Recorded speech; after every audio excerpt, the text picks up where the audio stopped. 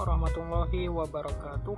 Nama saya Rahmat Fahlevi dari mata kuliah Politik, Hukum, dan HAM kelas 3. Ingin menjelaskan ataupun memenuhi tugas midterm ataupun UTS dengan menjelaskan beberapa materi yang menarik dan menurut saya impresif untuk diulas untuk memenuhi kualifikasi mata kuliah Politik, HAM, dan Demokrasi ini. Jadi ada beberapa materi yang menarik. Salah satunya adalah yang dipresentasikan oleh kelompok 6 kemarin tentang politik apartheid.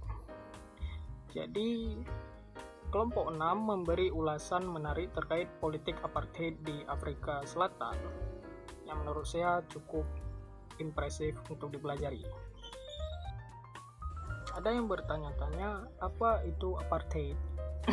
Jadi apartheid adalah praktik politik yang dilakukan oleh negara Inggris saat masih menjajah Afrika.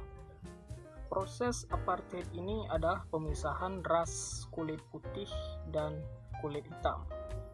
Yang melatar belakangi proses pemisahan ini adalah dilatar belakangi oleh asumsi bahwa orang kulit hitam itu lebih rendah dan orang kulit putih itu supremasinya lebih tinggi dalam masyarakat. Jadi proses pemisahan ini dilakukan oleh Inggris guna untuk menunjukkan disparitas ataupun perbedaan kualitas antara masyarakat kulit putih Inggris koloni dan masyarakat kulit hitam yang didominasi oleh Inggris.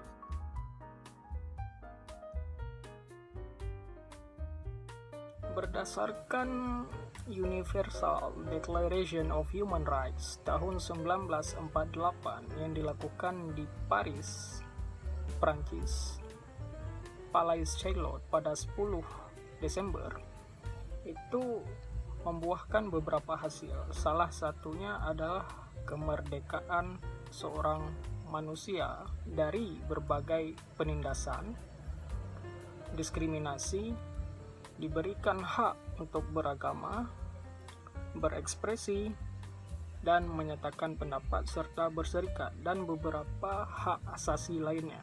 Jadi berdasarkan Universal Declaration of Human Rights tersebut, manusia tidak boleh dilakukan dikotomi berdasarkan suku, ras, agama, bahasa, dan lain-lainnya.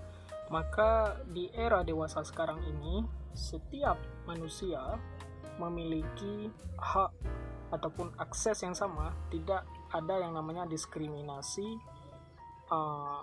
berdasarkan ras, suku, maupun agama, terkhususnya seperti yang terjadi di Afrika Selatan tersebut.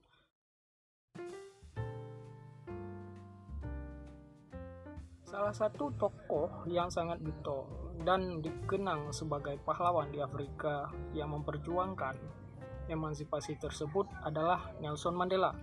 Nelson Mandela merupakan seorang revolusioner yang memperjuangkan hak-hak kaum berkulit hitam. Jadi, tujuan daripada Nelson Mandela ini untuk menuntut kesetaraan hak manusia, tidak ada diskriminasi dan pembedaan berdasarkan warna kulit. Jadi Nelson Mandela berhasil melakukan hal tersebut untuk memenuhi hak-hak dasar daripada masyarakat Afrika.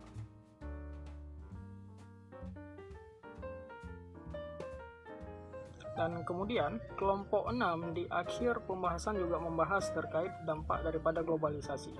Apakah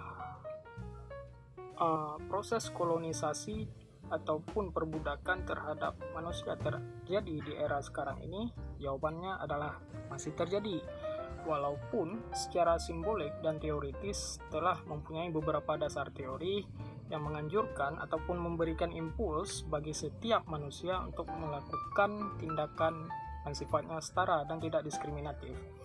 Namun daripada itu, akibat daripada globalisasi, human trafficking, proses perbudakan juga masih terjadi. Hal itu dapat disebabkan oleh adanya doktrin-doktrin tentang superficial ataupun kerendahan ras kulit hitam daripada ras kulit putih, dan itu diterima begitu saja oleh orang-orang kulit hitam. Globalisasi sendiri punya berbagai dampak. Jadi jika kita ingin melihat globalisasi bagaikan satu keping koin, ada sisi negatif dan positifnya. Jadi globalisasi bisa memudahkan kita berpindah ke satu tempat ke tempat yang lain hanya dalam hitungan jam ataupun menit, dan pesan bisa sampai ke negara lain dalam hitungan detik. Itu adalah proses globalisasi, ataupun dalam idiomnya Michael Hayden disebut sebagai the annihilation of space of through time, ataupun upaya memanipulasi waktu tempuh. Jadi dampak negatif daripada globalisasi pun cukup banyak. Salah satunya proses penyebaran ide radikalisme, terorisme, dengan mudahnya transportasi, dengan mudah para teroris melalui media, melalui transportasi menyebar luaskan yang namanya terorisme. Sekian, terima kasih.